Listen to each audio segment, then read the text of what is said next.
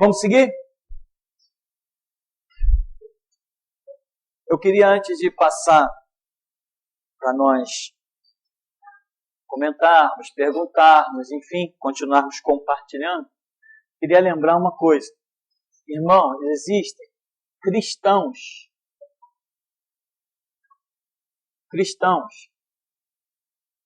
que ainda estão vivendo debaixo de maldição. As maldições, elas vão desde coisas muito bobas até coisas muito complexas. Por exemplo, tem gente que diz assim, caramba, toda semana eu quebro um copo. Toda semana um copo cai da minha mão. Caramba, sempre que eu vou abrir essa gaveta, eu puxo demais, eu deixo a gaveta cair no meu pé. Você já viu essas coisas assim, boba? Isso pode ser mais complexo do que parece. É uma coisa boba. É uma maldiçãozinha boba. Ninguém vai imaginar que aquilo é um problema espiritual. Caramba, sempre que eu passo nessa escada eu tropeço. Que coisa! Não, vou meter a marreta nesse degrau. Quem já falou assim, que vai meter a marreta no degrau? Ninguém falou ainda não? Mas já ouviu isso? Caramba, não é possível, rapaz, que escada. Aí a pessoa volta ali, olha o degrau, mas eu passo aqui 30 anos e eu tropeço toda hora nesse degrau. São maldições. Poxa, toda hora eu me queimo com café. Coisas muito específicas que se repetem constantemente. Tem tudo para você analisar com calma e ver se não é um fruto de uma maldição. Cristãos. Agora, tem coisas mais complicadas. Muito mais complicadas. Existem maldições ao nível de... Não era o nome da esposa de Davi?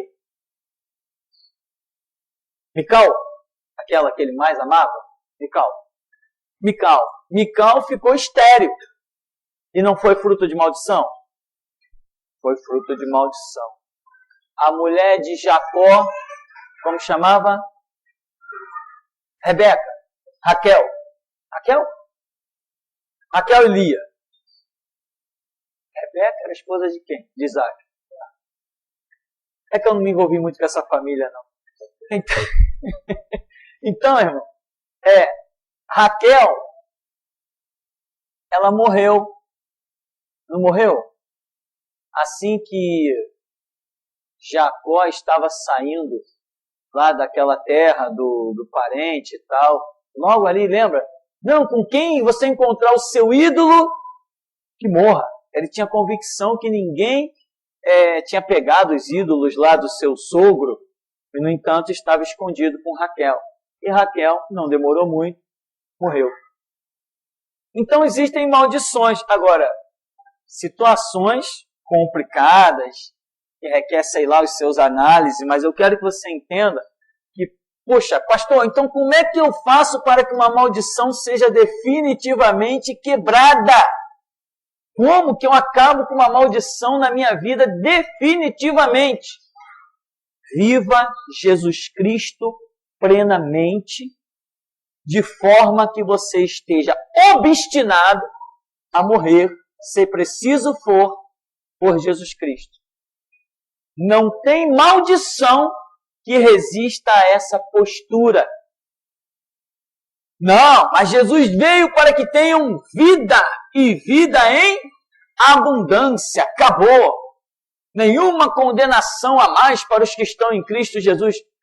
E toma-lhe filosofia, e toma-lhe incentivo, toma-lhe palavras e frases previamente organizadas. Tudo é besteira. A realidade é a realidade. Então, Jesus veio para que tenha vida e vida em abundante. Mas quem Jesus considera como discípulo seu? Qualquer um? Não. Não tinha uma multidão seguindo Jesus? De repente ele rasgou o verbo, o que aconteceu? A multidão, capinou. Ele vira para os discípulos e diz assim, vós também quereis ir? Não, Senhor, só tu tens as palavras de vida eterna. Opa! Jesus olhou, esse grupo aqui não vai viver debaixo de maldição. Agora, aquela multidão que na hora da palavra pesada foi. Sabe-se lá quantos daquela multidão acabaram voltando, né, depois da ressurreição, por entender uma série de coisas, mas não tinham a essência necessária para que uma maldição fosse quebrada. Que essência é essa? É a postura de cada um de nós. Não, Senhor, nós não vamos para lugar nenhum. Tu tens as palavras de vida eterna. Nós temos crido e conhecido. Tu és o Cristo, o Filho do Deus vivo. Então, posturas mediante Cristo, mediante o Evangelho, é que vão nos levar a ter as maldições quebradas. Se nós não tivermos uma vida muito séria, o resultado será simplesmente que a maldição vai se perpetuar. Ninguém acha esse celular aí, não? Se estiver sobrando, eu estou comprando. Então, meu irmão, pastor, como é que eu faço para uma maldição ser quebrada na minha vida? Se alguém tinha essa pergunta, já pode deixar ela guardada, né? Não precisa fazer, a resposta é essa. Tem que viver Jesus Cristo plenamente. Ah, pastor, eu leio a Bíblia todo dia. Meu irmão, esse negócio de ler a Bíblia todo dia, não é só isso que se compõe a realidade do Evangelho. Eu mandei um vídeo aí para alguns irmãos de um católico, vamos assim dizer, pregando, e ele cita um monte de passagem bíblica, e ele combate o homossexualismo, e ele tem uma postura, ele prega, ele grita, ele chama os católicos de covarde porque não tomam parte na questão, que não apoia, que não sei o quê. O homem, se ele não disser assim, eu sou católico, se ele não diz isso, todo mundo ia achar que ele era um cristão. E, no entanto, ele é um católico. Ele é um adorador de imagem. Ele é alguém que reza a missa para os mortos. Ele é alguém que cultua o batismo de criança. Ele é alguém a caminho do inferno. Mas duvido que se ele não disser que é um católico, ninguém diz. É que na própria pregação ele diz que é católico. Senão todo mundo, quando está vendo aquele camarada pregar, vai achar que ele é um cristão. Então a coisa não é aparente, nem é apenas de palavras para fora. Palavras da boca para fora, é a essência real do que vai dentro de você. Então, é uma vida séria com Deus que faz com que a maldição perca a sua força. É deixar de praticar o mal e praticar o bem, mas é praticar o bem profundamente. Então, isso é o que eu queria deixar para vocês. Vamos ver quem tem a sua pergunta. Se alguém tem, se não, temos perguntas aqui? A dúvida seria em relação à África, né? Porque nós sabemos que a África é fruto de maldição, né? De Cã. E assim, nós vemos crianças já nascendo em situações assim, terríveis, né? Queria entender o que nós podemos pensar. Sim, uma boa colocação. Por exemplo, nós identificamos quando Noé ali, né? Noé saiu da arca e aí Noé tem 3 filhos, né? Sem, Cã e Jafé. Nós vimos que esses 3 originaram 3 povos. Sem, de onde vieram os semitas, chamados semitas hoje, aquele povo ali, judeu, etc. Jafé geraram os eslavos ou europeus. Cã teve um filho chamado Canaã. Quando Cã viu a nudez do seu pai, e fez lá uma festinha particular, meteu a cara no vinho, perdeu noção, ficou nu andando dentro de casa. Quando Cã viu Noé nu, depois que Noé recobra sua consciência e contam para ele a história, aí ele diz assim, maldito seja Canaã. Ele não amaldiçoa o filho, ele amaldiçoa a descendência do filho. E esses descendentes de Canaã se deslocaram e foram para a África. Maldito seja Canaã, e a maldição foi pesada. Servo e 2 servos. servo dos servos seja Canaã, e coisa pesada mesmo, coisa terrível. Porque ele considerou que Cã não deveria tê-lo visto nu. Ou seja, excluiu muito a culpa dele, né? Ele teve culpa na história. Ele sabia o efeito do vinho. Ele tinha a obrigação de moderar. Acabou pisando na bola, e como um abismo chama outro abismo, hoje você vê que os negros foram escravos praticamente em toda parte do mundo. Como dizia a maldição, servo dos servos. Não foi exatamente isso que aconteceu com o povo originado ali, o que se multiplicou na África? Foi exatamente isso. Irmão, não tem nada a ver com negro, tá? Não tem nada a ver com negro, não, hein? Poderia ser tudo branco. A questão é que o continente africano, ele tem seu clima, o seu ecossistema, a incidência dos raios solares bem naquela linha do Equador, a questão ali, isso é que gera o escurecimento da pele, através de umas propriedades detectadas cientificamente, que acaba fazendo qualquer um de nós, por mais branquinho que você seja, se você fosse morar lá na África, lá os teus netos já não iam nascer tão brancos. Isso é uma questão que vai sofrendo uma espécie de mutação genética no próprio organismo, porque a pele escura gera uma proteção muito maior aos raios solares, né? Enquanto que o branco ele se queima logo no sol, o negro não, ele é mais protegido. Então isso é que tem a ver com a África. Então essa cor da pele não tem nada a ver. Caim era negro, né? Já ouviu dizer que Caim era negro? Não, Caim não era negro nada. Não, quando Deus disse assim, eu vou colocar uma marca em Caim. Então Deus, a partir dali, fez Caim uma pessoa negra. Não, isso tudo aí são aquelas historinhas de carochinha que se contava antigamente para os nossos filhos. Não tem nada a ver com a realidade. Então, essa é a descendência. Os judeus, os africanos, os europeus, e daí foi para o mundo inteiro. Na África, os descendentes de Canaã que estão debaixo da maldição de Noé. Ora, mas todo mundo está debaixo da maldição de Noé?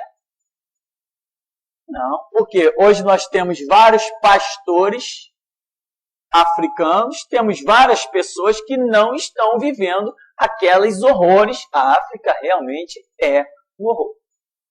A África é um horror. Tem cenas da África tão deprimentes que tem vídeos que eu não consegui assisti-los todos. Não consegui. Assisti os primeiros 30 segundos, me esforcei, fui para 1 minuto, falei, basta, já sei o que vem pela frente, chega. Tem vídeos da África que são horríveis. Pessoas com 20 anos sendo carregadas no colo como se fosse uma criança de 8, 9 anos, 7 anos, 6. Por quê? Por falta do que comer, falta do que beber.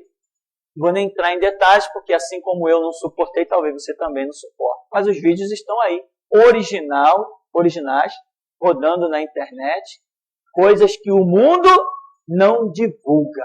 Não sai em TV, os rádios não falam, só mesmo a internet nos proporciona saber dessas verdades. Então, a África é sim fruto, não são os negros que estão debaixo de maldição. Eu estou falando de África, eu estou falando de descendência de Canaã. Esses estão sim debaixo de uma maldição. E para escapar dessa maldição dada pelo patriarca Noé, tem que se achegar poderosamente ao Evangelho de Jesus Cristo. Senão, vai continuar vivendo debaixo de maldição. E você pode ver que tem igrejas lá na África que ainda assim, sendo igreja, estão comendo do pior. Mas a promessa de Deus é que vós comereis do melhor da terra. E ainda assim tem igrejas na África que estão comendo do pior. Estão nas piores dificuldades, estão passando pelos piores horrores, sendo igreja. Por quê? Porque não basta ser igreja num conceito, num conceito muito superficial. tem que se aprofundar, tem que ter intimidade com Deus. Então essa é a realidade. Existe sim, aos descendentes de Canaã, uma maldição. Mas se aproximarem de Jesus Cristo, como a Bíblia diz que tem que ser, a maldição será partida. Mais alguma pergunta aí?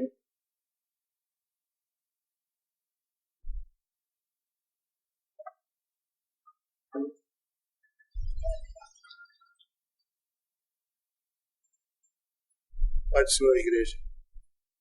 Pastor, a minha pergunta é o seguinte. A palavra tem poder, né? Tanto de abençoar como de amaldiçoar, né? O que acontece? Muitas das vezes, a gente numa certa... Acontece, né? Nós que somos pais, a gente, vamos botar assim, sobe-se uma ira com relação à criança, né? E muitas das vezes a gente fala coisas que não deveria falar, entendeu? Mas quando aí acontece, a gente já falou, né? Nós estaríamos amaldiçoando essa criança? Está. Até certo ponto, sim, porque o diabo, ele se utiliza dessas brechas. Se utiliza. Você tem conceitos, você tem princípios, você tem uma regra de Deus.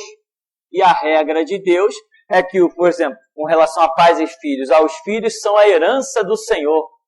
Se os filhos são a herança do Senhor, eu estou amaldiçoando a herança que Deus me deu. Tu não vai dar para nada. Tu vai ser um burro. Tu vai... Me ajuda aí, você que está acostumado a fazer isso.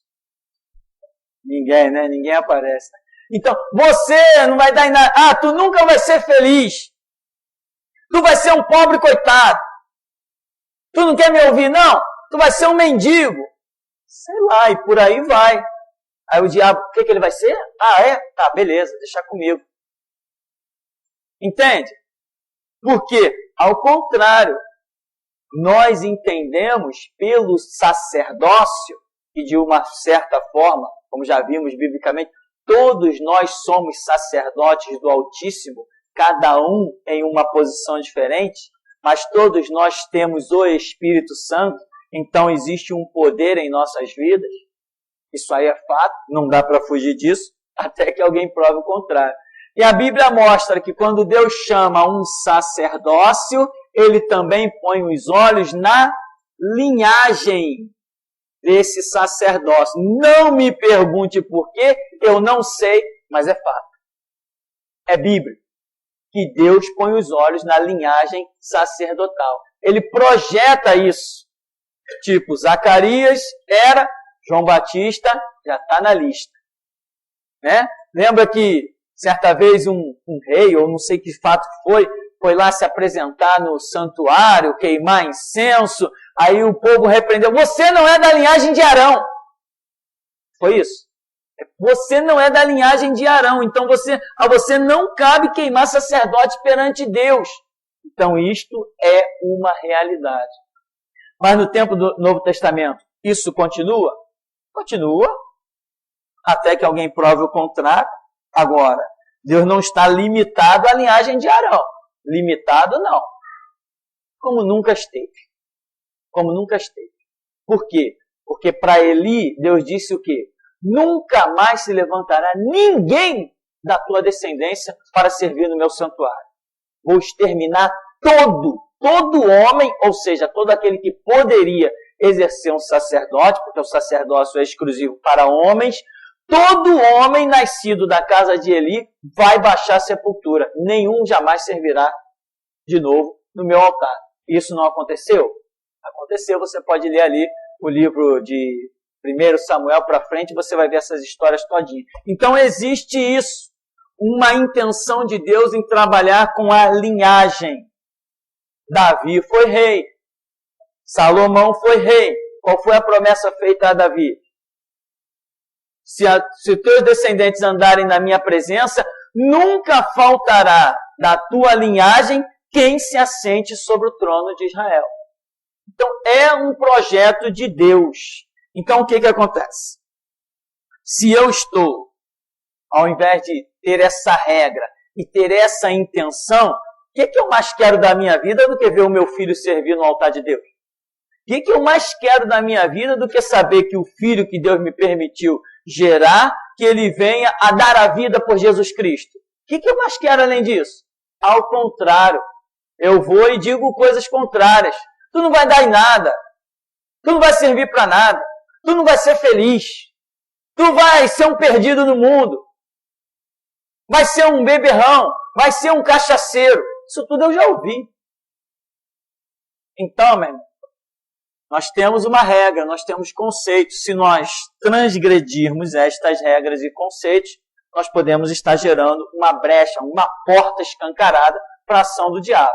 É necessário tomar cuidado, porque nós vemos que a palavra sacerdotal, ela tem muito peso na Escritura. E eu entendo que todos nós, ainda que de forma diferente, somos sacerdotes do Altíssimo, comprado com sangue. É coisa muito séria. Tem perguntas? Não? Uma pergunta do Vidal, de Fortaleza. Pastor, o voto de uma pessoa afastada é válido? Não, não é válido. Não tem Como é que o ímpio vai fazer um voto com Deus? Uma pessoa afastada dos caminhos de Deus é uma pessoa que está vivendo na impiedade. Ela não tem nada a ver com os conceitos de Deus. Então, o único voto que ela tem que fazer é de voltar. Se ela vai fazer um voto de voltar para Deus, sei lá que tipo de voto seria esse, mas ela tem que retornar aos atos do Senhor. Senão, eu estou afastado. Estou longe dos conceitos do trabalho de Deus, estou longe dos projetos de Deus e estou fazendo voto com Deus? E Deus vai atender o meu voto? Se eu dei as costas para Ele, eu estou afastado? Não, voto de quem não está no plano de Deus não tem valor. É uma pergunta da Arlene. Muitos tentam justificar suas idolatrias pelo fato de Jesus ter feito lodo para curar um cego. O pastor pode falar sobre isso? A questão é simples. Uma coisa é o que Jesus fez e outra coisa é o que Ele mandou fazer. Entende? Se eu, num ato lá de uma situação qualquer, o Espírito Santo me dá uma revelação para atuar de uma determinada maneira, ou fazendo lodo, ou orando em um azeite, ou consagrando a uma água, se Deus deu a direção, é diferente, né? Ele não vai confundir com o que está se passando por aí, porque o que está se passando por aí não tem o mínimo de direção, é uma hipocrisia descarada.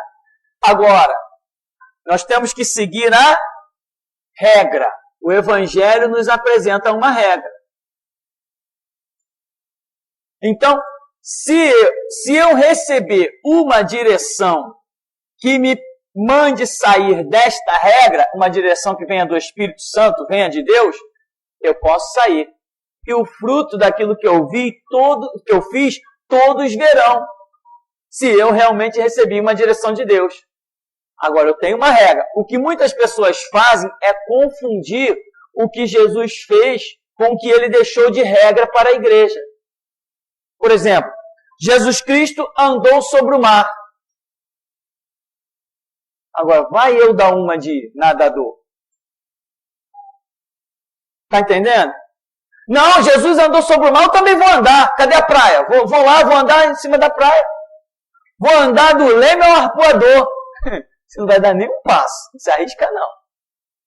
Então, mas Jesus fez. Mesma coisa. Não, Jesus fez lodo e untou os olhos do cego. Tá bom, Jesus fez. Mas não me deu como regra para fazer. Assim como Ele não me deu como regra fazer eu andar sobre as águas. Não é verdade? Então, nós temos que entender isso. O que Jesus Cristo deixa como regra, o que Ele dá a direção é uma constância no nosso dia a dia, e aquilo que Ele fez na sua soberania, e sabe-se lá por quê, mas não mandou fazer. Agora, o Espírito Santo pode, numa intimidade, numa situação, mandar fazer sei lá o quê, pode mandar fazer qualquer coisa.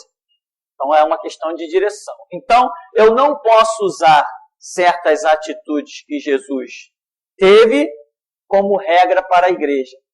Por exemplo, Tem uma igreja por aí, tem várias igrejas por aí, eu sei de várias igrejas por aí, que tem o tal do ritual do lava-pé. Aí tu chega lá, uma igreja de 20, 30 membros, todo mundo, um lavando o pé do outro. Aí eu imagino assim, caramba, imagina se essa igreja chegasse a 500, 600 membros. Que horror, que palhaçada. Ou seja, mas Jesus fez. Não, irmão, está na Bíblia que, irmão, Jesus fez. Uma vez um irmão me questionou, irmão, lá na tua igreja tem o lava-pé? Eu falei, não, irmão, lá não tem isso não. Não, irmão, mas está na Bíblia. Está na Bíblia? Está na Bíblia. Mas Jesus mandou eu fazer? Não mandou fazer. Aquilo é regra para a igreja? Não, aquilo ali é uma lição específica de uma situação. Então eu preciso detectar o que Jesus fez e deixou como regra e aquilo que ele simplesmente fez e deixou só a lição. Essa é a grande confusão na vida de muita gente. Uma pergunta de um ouvinte, Valência, na Espanha. Pastor, o que podemos entender, por exemplo, por uma criança que nasce com deficiência física ou mental, síndrome de Down ou qualquer outra deficiência semelhante, e está toda a sua vida destinada a uma cadeira de rodas? Esse seria um caso da cobrança de Deus pela iniquidade dos pais da criança? E se é assim, essa criança nunca terá o direito de servir ao Senhor com entendimento bastante e ser livre dessa maldição? Sempre tive essa grande dúvida. Existem dois detalhes aí, né, que eu entendo que o irmão está colocando. Primeiro detalhe é o problema que surge. E o segundo detalhe seria a cura, né? Nós sabemos que nosso Deus cura qualquer coisa. Imagine Lázaro depois de 4 dias de morto. Mas Jesus curou, ressuscitou aquele filho da viúva de Naim. Depois Jesus ressuscitou Lázaro, que já estava dentro de um sepulcro há 4 dias. Mas eu não vi Jesus indo para a porta do cemitério de Israel e dizendo assim, catacumbas, abram, mortos, ressuscitem. Amém? Eu não vi ele fazer isso. Agora, quantos testemunhos nós temos nos nossos dias, na nossa era, de pessoas que ressuscitaram? Eu conheço e vi essas pessoas, estive pessoalmente com essas pessoas, dando testemunho dentro de igreja, situações tremendas, documentos, pessoas que tiveram mortas há apenas 30 minutos, todo mundo velando o corpo, atestado de óbito lá expedido e tudo mais. Depois a pessoa desperta contando coisas tremendas. Vi casos de pessoas mortas por 24 horas, outros 16 horas, e coisas desse tipo. Eu conheci pessoas que deram esse testemunho. Eu sei que Deus é tremendo. Deus é poderosíssimo, né? O exemplo bíblico de Lázaro, 4 dias sepultado, como dizem lá os testemunhos. Não, mas Senhor, não pode abrir sepulcros, cheira mal. Então nós sabemos que Deus tem poder. Então o fato é esse. Não importa o mal, Jesus Cristo cura. Agora, tem situações que Deus não cura? Não cura não por poder, mas sim por não querer. Também tem. Tem situações que Deus não cura porque Ele não quer curar. Por quê? Eu não sei, eu não sou onisciente, mas Ele sabe. Quantos de nós já buscamos em Deus e a resposta não nos foi tão favorável? Paulo disse que tinha lá uma situação que ele chama de espinho na carne. E diz que orou ao Senhor 3 vezes, mas o Senhor disse, não vou resolver isso aí não. A minha graça te basta. Paulo não diz isso? Então, nem tudo Jesus Cristo cura, nem tudo Jesus Cristo livra, mas Ele tem poder para curar e livrar do que Ele quiser. Mas Ele sabe o que é melhor para nós. Às vezes nós queremos nos livrar da montanha que carregamos e Deus, na sua onisciência, está vendo que para nós o melhor é carregar aquela montanha. Amém? Então nós precisamos nos aquietar e saber que o Senhor é Deus. Não adianta dizer, eu não suporto mais esse fardo. Se foi Deus que te deu, você vai carregar ele até a morte e vai suportar. E vai ver o nome do Senhor glorificado.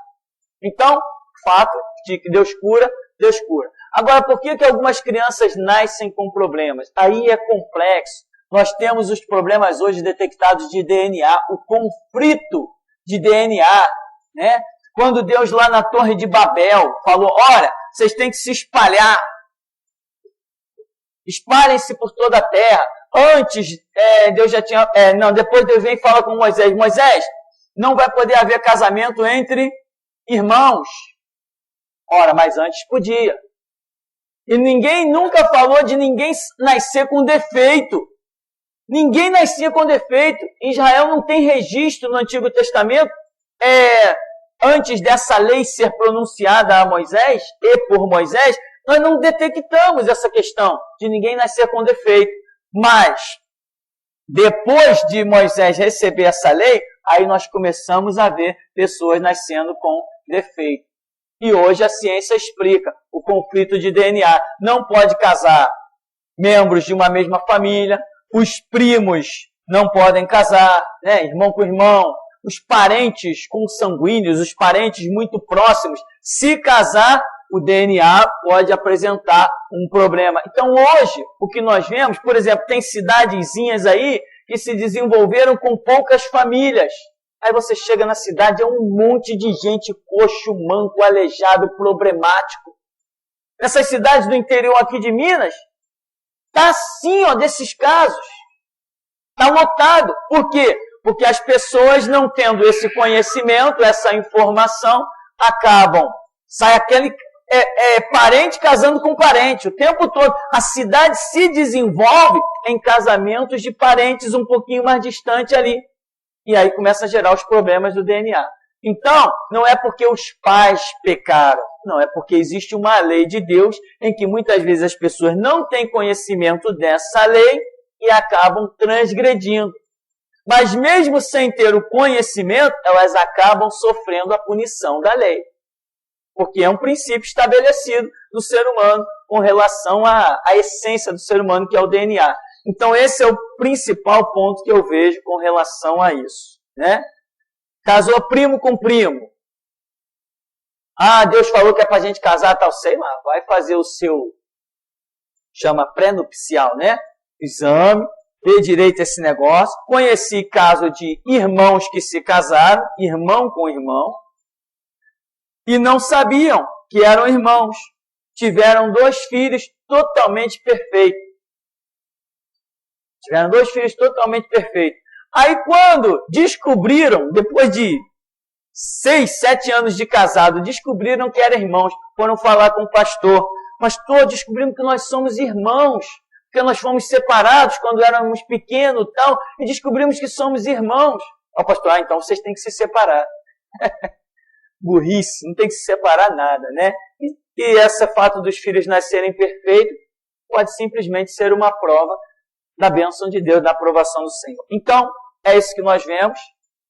A questão de crianças nascerem problemáticas pode estar ligado ao DNA, ou seja, casamentos muito próximos,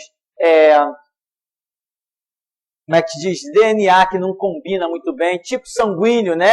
Pessoa que tem um tipo sanguíneo, o tal do fator RH positivo, fator RH negativo, essas coisas que eu já ouvi por aí, né? Então, às vezes isso não combina de um com o outro e geram todos esses problemas genéticos. Pessoas que nascem com problema de vista, problema de audição, problema de formação dos ossos, tudo isso está ligado a essa mistura genética inconveniente.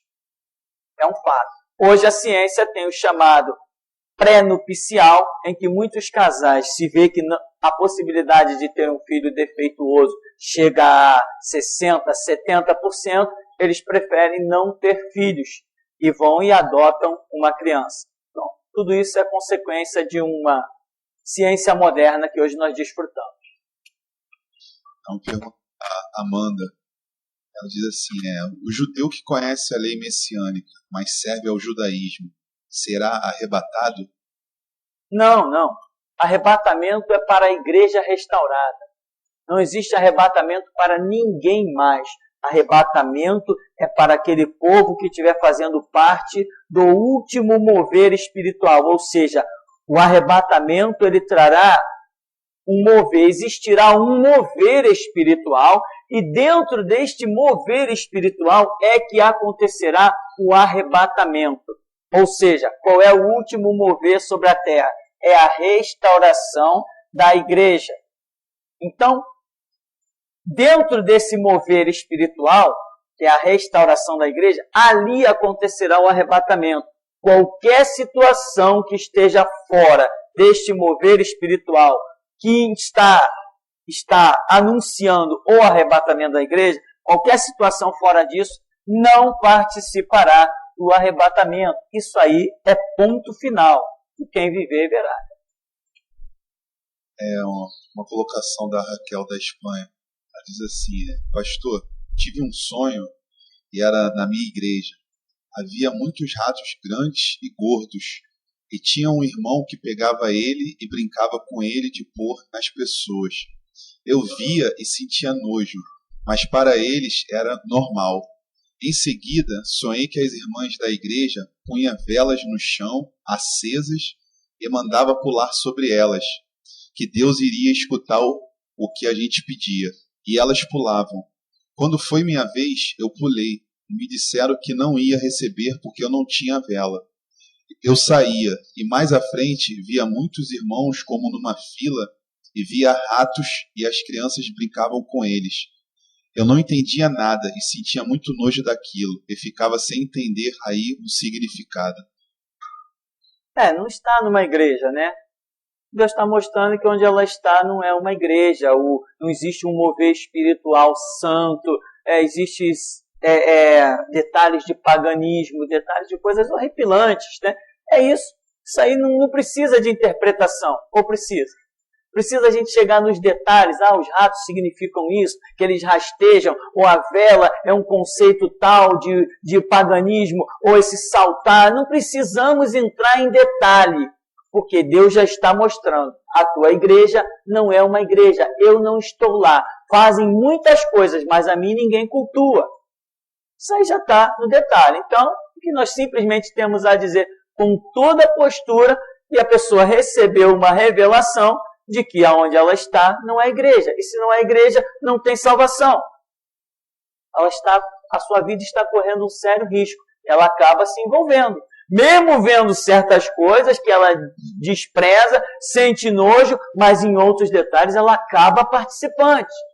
É isso que acontece. Mesmo que muitas pessoas dizem assim, não concordo com isso na igreja, não concordo com aquilo e não concordo com aquilo outro. Mas tem alguma coisinha que eu acabo concordando.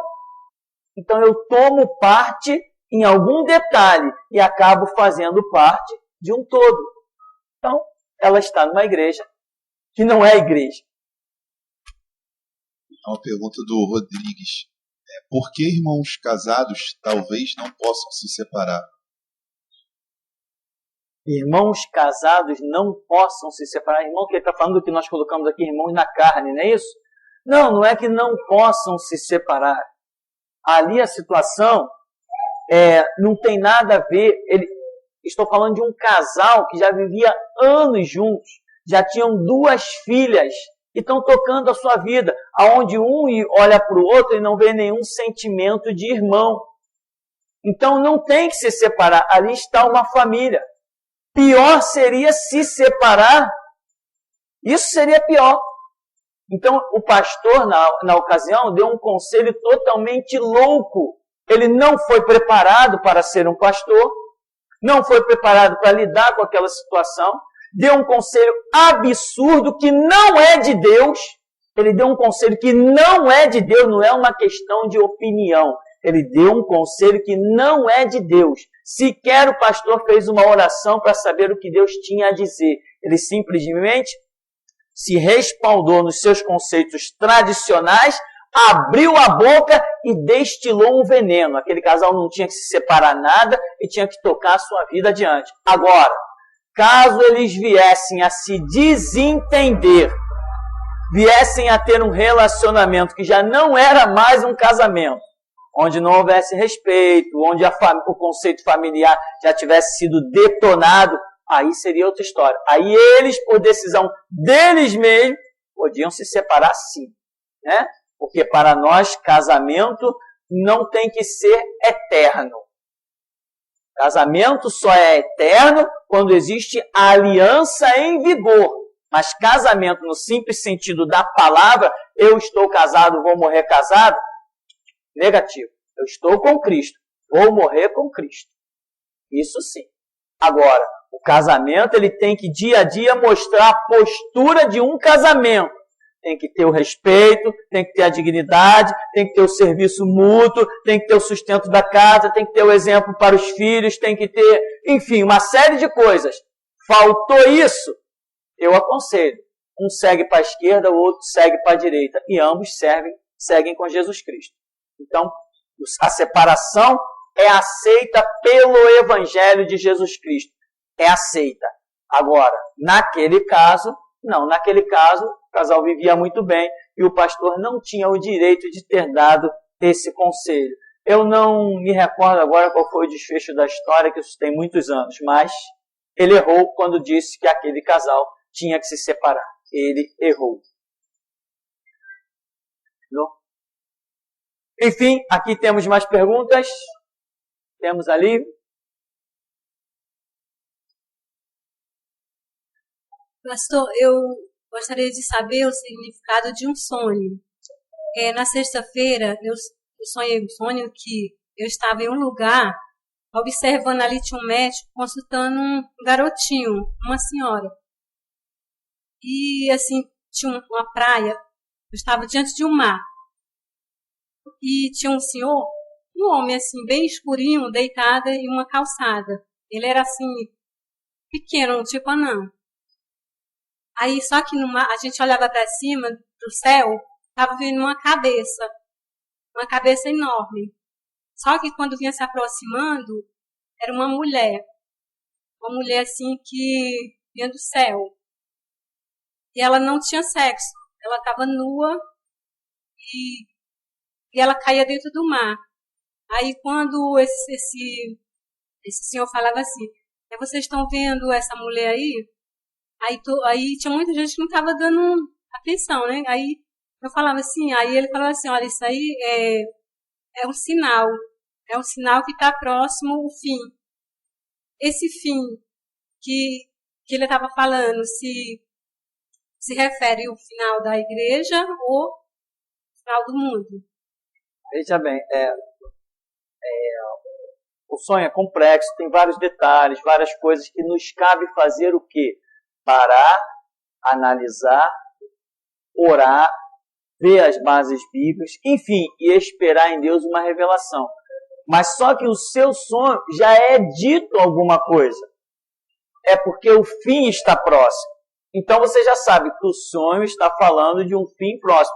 Quando se fala de fim próximo para nós, no contexto bíblico geral, deixa eu especificar uma coisa aqui. No contexto bíblico geral, quando se fala de fim, nós entendemos arrebatamento da igreja, reinado do anticristo, descida de Jesus no Monte das Oliveiras e implante do milênio. Quando se fala de fim para nós entendemos tudo isso. Só que nós estamos, no máximo, enquadrados aqui dentro. O que nós vamos viver de imediato, o que nós precisamos vigiar muito, tomar cuidado, essa situação aqui do arrebatamento, que é o que nós vamos viver, considerando que estamos andando com Cristo. Quem não estiver firme com Cristo tem outras coisas aí pela frente, como o reinado do anticristo e os horrores da guerra que vão se levantar. Mas a igreja firme, ela atenta para que o fim da igreja firme acontece aqui, no arrebatamento.